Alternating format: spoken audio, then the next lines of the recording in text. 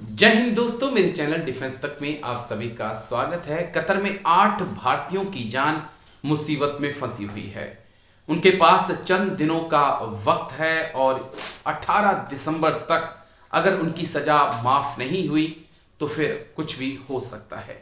आज समझने की हम ये कोशिश करेंगे कि क्या आरोप इन भारतीयों पर लगे थे और क्या कुछ सजा से बचने का ऑप्शन अब इन लोगों के पास है।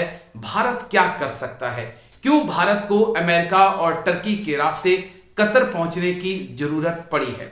जिस वक्त विदेश मंत्री एस जयशंकर की विदेश नीति के चर्चे पूरी दुनिया में हैं, उस वक्त अगर कतर के अंदर 8 भारतीयों को मौत की सजा सुना दी जाती है तो सवाल पूछना लाजमी है। उसको भी हम समझने की कोशिश करेंगे और साथ ही साथ यह भी समझने की कोशिश करेंगे कि क्या इजराइल हमास जंग से इसके तार जोड़े जा सकते हैं।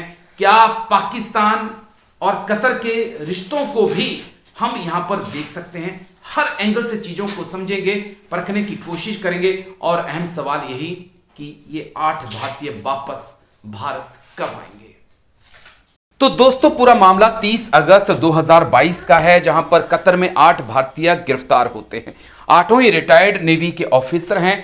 कतर की नौसेना को ट्रेनिंग देते थे। उसमें ओमान के खामिस अल अजमी प्रमुख थे। साथ में उन्हें भी गिरफ्तार किया जाता है, लेकिन नवंबर में छोड़ दिए जाते हैं। 26 अक्टूबर 2023 8 भारतीय नेवी ऑफिसर को फांसी की सजा का ऐलान कर दिया जाता है। लेकिन अब सवाल है कि कतर के फैसले पर संदेह क्यों है। दरअसल इजराइल की जासूसी का आरोप लगा है। सबमरीन प्रोजेक्ट से जुड़े थे अधिकारी। कतर इटली से एक सबमरीन खरीद रहा है। भारत को नहीं दिए अभी तक सबूत, और इटली और इजराइल के बहुत अच्छे संबंध हैं। तो इस बीच भारत का क्या रोल हो सकता है और आरोप कहां तक सही हो सकते हैं। भारतीयों को फांसी के, लेकिन अब सवाल है कि भारत क्या कर सकता है।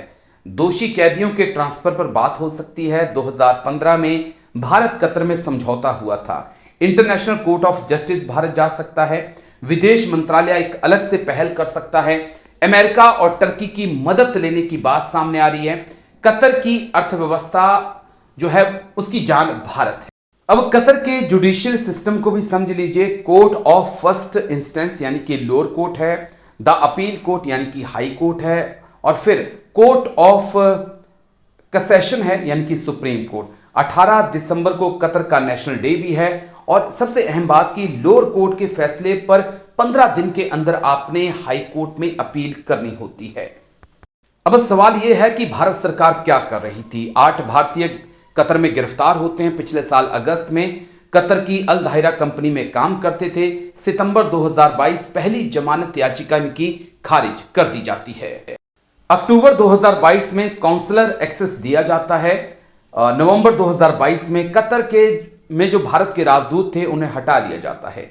7 महीने बाद पहली सुनवाई होती है मार्च 2023 में।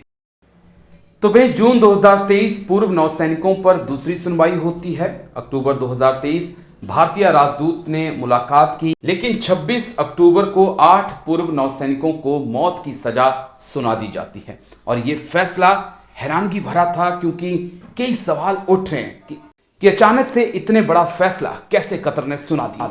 तो यह सजा उस वक्त सुनाई गई है जिस वक्त इजराइल और हमास की जंग चल रही है।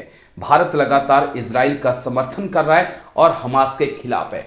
तो क्या एक एंगल इजराइल और हमास का इसके पीछे हो सकता है, इसको लेकर चर्चाएं लगातार गरमाई हुई हैं। लेकिन भारत सरकार क्यों नहीं इस मुद्दे की गंभीरता को, संवेदनशीलता को समझ पाई, ये हैरानगी से परे है।